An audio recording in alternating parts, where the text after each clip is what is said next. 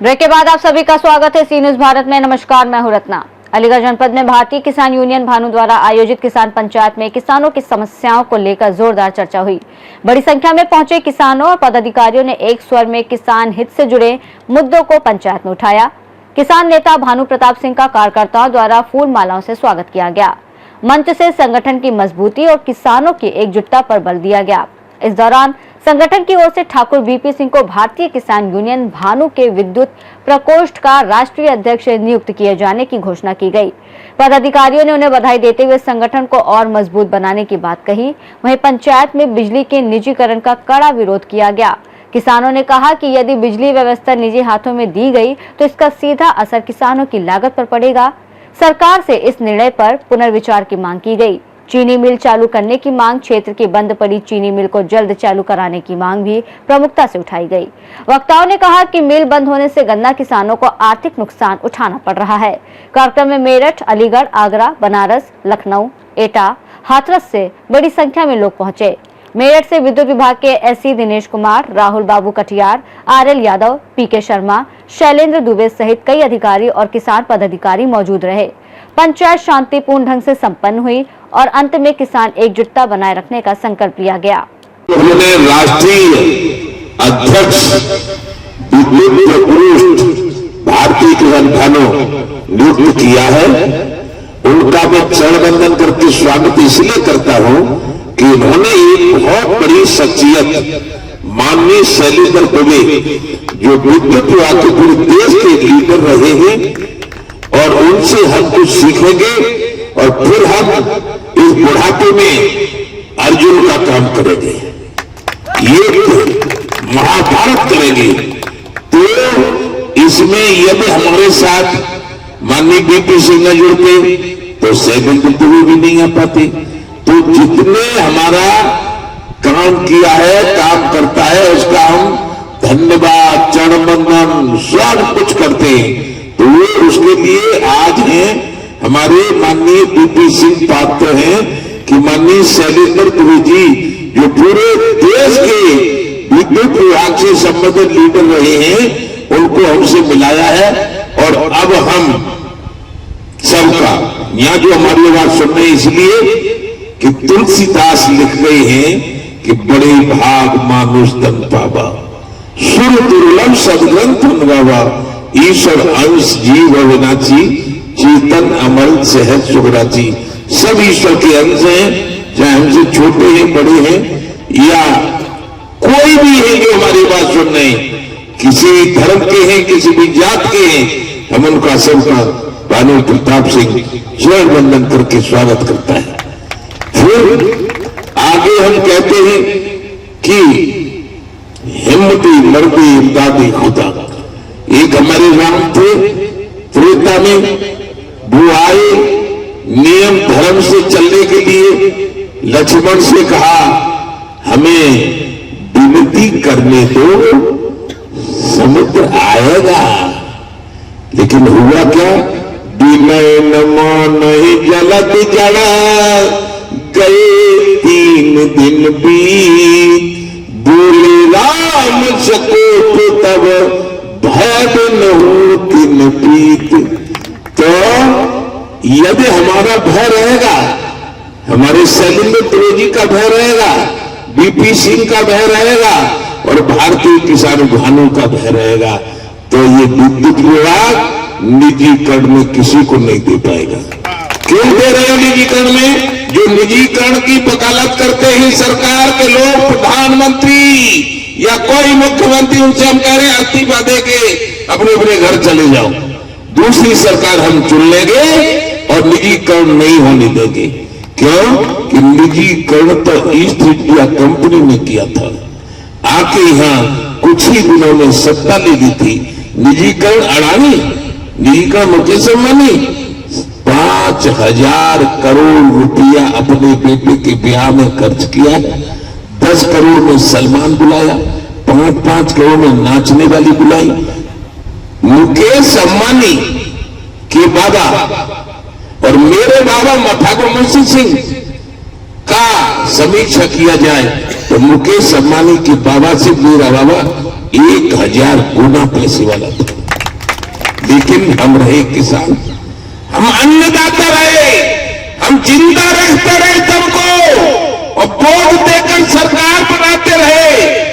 लेकिन ये उद्योगपति लूट करते रहे और उस लूट में से राजनेता को देते रहे, इसलिए वो 10 लाख रुपया लगाकर 60 लाख की फॉर्च्यूनर बेचते रहे।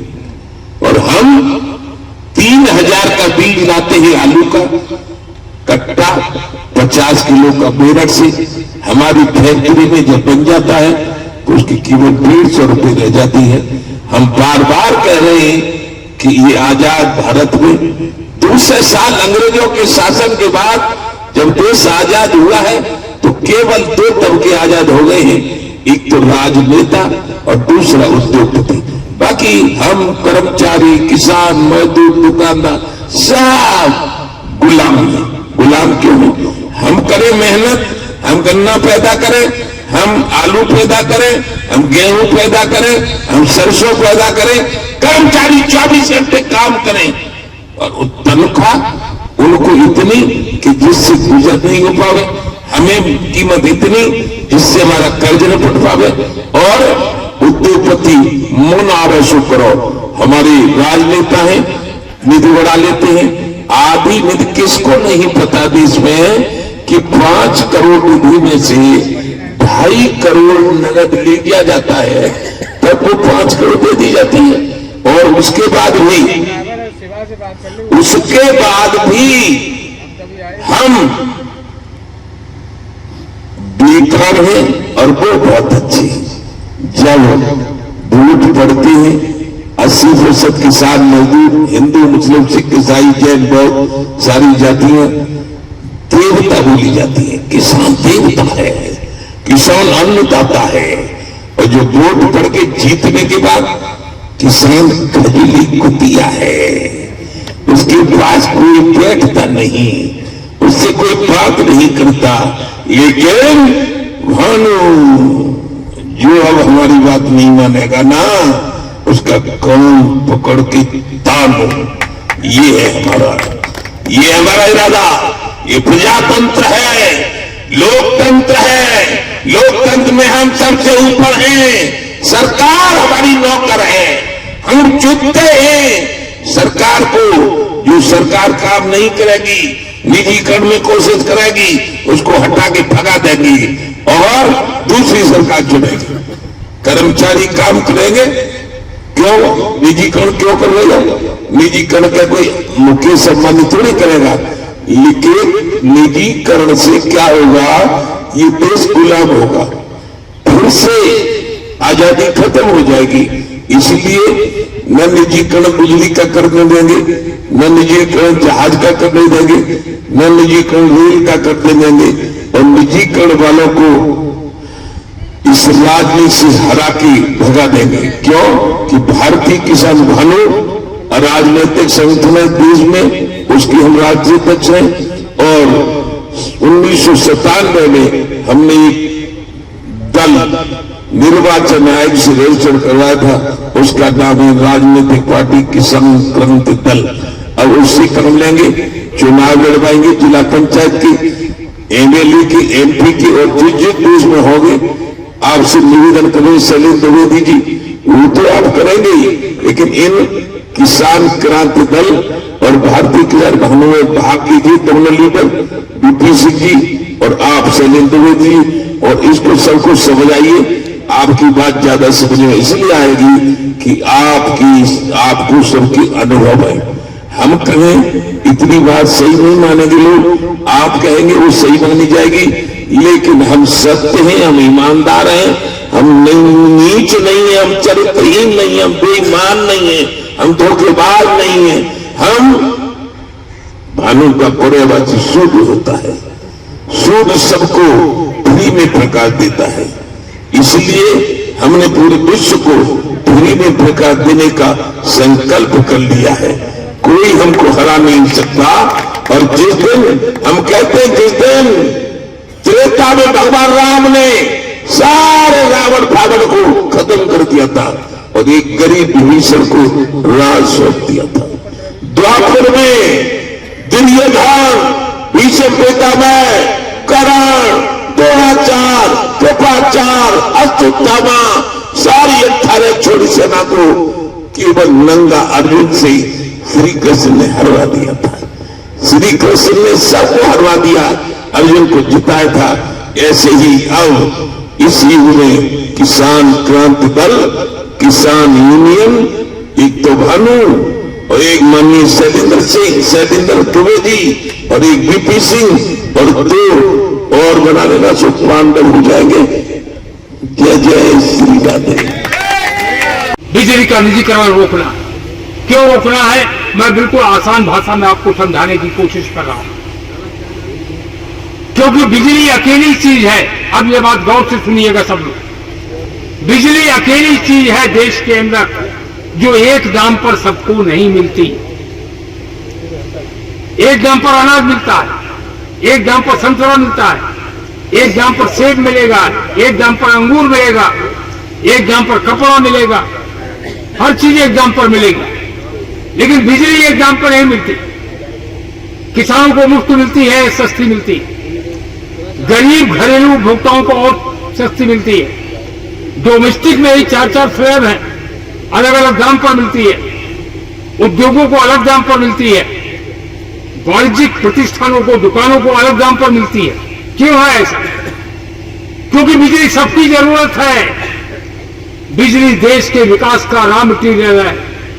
अगर किसान को हम सस्ती बिजली नहीं देंगे, अगर किसान को हम मुफ्त बिजली नहीं देंगे, तो अनाज के बगैर यह देश तबाह हो जाए। बिजली सबकी जरूरत है, इसलिए बिजली अकेली चीज है जो सबको अलग अलग दाम पर मिलती है। और जब अलग अलग दाम पर मिलती है तो आपने सुना होगा सब्सिडी, किसानों को भी सब्सिडी मिलती है कई चीजों में, बिजली की भी सब्सिडी मिलती है। और जब बिजली की सब्सिडी मिलती है तो बिजली की सब्सिडी किसानों को जो मिलती है उसको कहते हैं नुकसान में उठा के बिजली बेचना, और क्रॉस सब्सिडी कहते हैं थोड़ा लाभ उठा के बिजली बेचना। जब बिजली हम बेचते हैं उद्योगों को, जब बिजली हम बेचते हैं वाणिज्यिक संस्थानों को, तो क्रॉस सब्सिडी होती है। जब बिजली हम बेचते हैं किसानों को, गरीब उपभोक्ताओं को, तो सब्सिडी होती है। यह बिल क्या कह रहा है, इलेक्ट्रिसिटी अमेंडमेंट बिल, यह कह रहा है ठाकुर भानु प्रताप सिंह जी की सब्सिडी समाप्त कर दी जाए। यह बिल कह रहा है क्रॉस सब्सिडी समाप्त कर दी जाए। क्रॉस सब्सिडी समाप्त कर दी जाए का मतलब है उद्योगों के लिए बिजली सस्ती कर दी जाए। सब्सिडी समाप्त करने का मतलब है किसानों के लिए बिजली महंगी कर दी। इसलिए हम इसका विरोध कर रहे हैं। मैं आपको एक उदाहरण देकर बता रहा हूं बिजली के दाम कितने हो जाएंगे। 1 हॉर्स पावर का बराबर होता है 10.746 किलोवाट। 1 हॉर्स पावर बराबर होता है 10.746 किलोवाट। मान लीजिए आप 10 हॉर्स पावर का पंप यूज करते हैं तो आपका किलोवाट हो गया 7.46 किलोवाट, मतलब लगभग 7.5 किलोवाट। अगर आप 10 घंटे पंप चला रहे हैं तो मतलब 75 किलोवाट आवर। अगर आप 30 दिन तक 10 घंटे पंप चला रहे हैं तो 22,500 किलोवाट आवर, 2250 किलोवाट आवर। अगर 10 रुपए बिजली की कीमत हो, 10 रुपए क्यों होगी ये बता रहा हूं आपको। अभी जो विद्युत नियामक आयोग ने टैरिफ दिया है उसमें उसने कहा है कि उत्तर प्रदेश में बिजली की लागत है 8 रुपए 18 पैसे प्रति यूनिट। 16 पैसे कंपनी एक्ट में मुनाफा अलाउड है। प्राइवेट कंपनियां आएंगी मुनाफा लेंगी, सरकारी कंपनी मुनाफा नहीं घाटे में काम करती। 16% मुनाफा लेंगी तो कम से कम आ जाएगा 10 रुपए प्रति यूनिट। 2250 यूनिट का 10 रुपए के हिसाब से किसान को भुगतान करना होगा 22,500 रुपए। 22,500 रुपए में आप किसान हैं, आपसे पूछ रहा हूं, कोई प्रति माह 22,500 का भुगतान आप कर पाएंगे? हाँ या ना में जवाब दीजिए। नहीं कर पाएंगे। फिर हमारे सामने विकल्प क्या? एक ही विकल्प है, हमें इसका विरोध करना, निजीकरण का विरोध करना। संयुक्त किसान मोर्चा के साथ मेरी बातचीत होती है, अभी भानु प्रताप सिंह जी के साथ मेरी बातचीत होती रहेगी, उनको भी मैं अपना नंबर दे दूंगा, उनका कार्ड है मेरे पास। और जब कहेंगे, जहां कहेंगे, जिस सम्मेलन में कहेंगे, मैं आऊंगा और सरल भाषा में किसानों को समझाऊंगा कि बिजली के निजीकरण से यह देश तबाह होने जा रहा है। यह देश अदानी का अकेले का नहीं है, यह देश हम सबका देश है। मैं राहत इंदौरी की कुछ पंक्तियां आपके सामने रखना चाहता हूं। ये सब धुआं है, ये सब धुआं है, कोई आसमान थोड़े ही है। ये सब धुआं है, कोई आसमान थोड़े ही है। लगेगी आग जब, केवल किसान नहीं आएंगे, सारा देश आएगा। लगेगी आग जब, तब आएंगे कई मकान जद में। लगेगी आग जब, तब आएंगे कई मकान जद में। यहां अकेले मेरा मकान थोड़े ही है। जो आज साहिबे मसनद है सत्ता में, जो आज साहिबे मसनद हैं, कल नहीं होंगे, किराएदार हैं, जातीय मकान थोड़े ही है। और आखिरी पंक्तियां मैं राहत इंदौरी की पंक्तियों में परिवर्तन कर रहा हूं। राहत इंदौरी ने लिखा है, सभी का खून शामिल है, सभी का खून शामिल है यहां की मिट्टी में। सभी का खून शामिल है यहां की मिट्टी में, किसी के बाप का हिंदुस्तान थोड़े ही है। मैं इसमें थोड़ा सा चेंज कर रहा हूं। सभी का खून शामिल है यहां की मिट्टी में। बिजली के निजीकरण से जोड़कर कह रहा हूं, सभी का खून शामिल है बिजली विभाग में। सभी का खून शामिल है बिजली विभाग में, किसी के बाप का बिजली विभाग थोड़े ही है। यह किसान और मजदूर, बिजली मजदूर भाई भाई, उस संदेश को मैं आपके पास लेके आया। और आज मुझे खुशी हुई है कि मुझे आपने इस मंच पर बुलाया। दो शब्द मैं अपने पुराने सहयोगी इंजीनियर ठाकुर वीपी सिंह के विषय में कहना चाहता हूं। मैं 1974 में बिजली विभाग में आया था। यह मेरे 14 साल बाद 1988 में बिजली विभाग में आया। जब वीपी सिंह बिजली विभाग में आए, तब ऊंचा हार का पावर हाउस बेचा जा रहा था। यह ऊंचा हार के हमारे क्षेत्रीय सचिव थे। इनकी कुछ दिन की नौकरी थी, कुछ महीने की नौकरी थी, लेकिन कुछ महीने की नौकरी की परवाह किए बगैर वीपी सिंह अपनी नौकरी को दांव पर लगा के सड़क पर खड़े और कंधे से कंधा मिला के जो मेरा निर्देश होता था उसका पालन करते थे, पालन करवाते थे। एक सिपाही की हैसियत से विद्युत परिषद में, अभियंता संघ में वीपी सिंह ने काम शुरू किया था।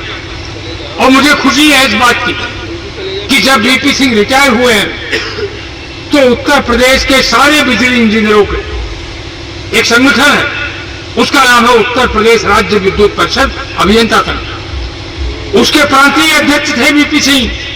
जब रिटायर हुए हैं तो पूरे प्रदेश के अध्यक्ष थे वीपी सिंह। और पूरे प्रदेश के अध्यक्ष रहते हुए भी उसी तेवर के साथ, मुझे याद है एक मीटिंग हो रही थी चेयरमैन से, पूर्वांचल विद्युत वितरण निगम की तब बिकने की बात थी, आज दोनों के बिकने की बात। एक मीटिंग हो रही थी चेयरमैन से। चेयरमैन ने कहा इस्मा लग गया है, सरकार बड़ी सख्त है, कार्रवाई होगी। आपको मालूम है वीपी सिंह अध्यक्ष की हैसियत से इन्होंने क्या बोला उस मीटिंग में? इन्होंने कहा साहब जो आपको लगाना है लगा लीजिएगा, अगर इन बातों की परवाह की गई होती तो देश कभी स्वतंत्र ही ना होता, देश में आजादी की लड़ाई ही ना होती। अलीगढ़ से सी न्यूज संवाददाता लखन यादव की रिपोर्ट में फिलहाल इतना ही। देश और दुनिया की तमाम बड़ी खबरों के लिए देखते रहिए सी न्यूज भारत।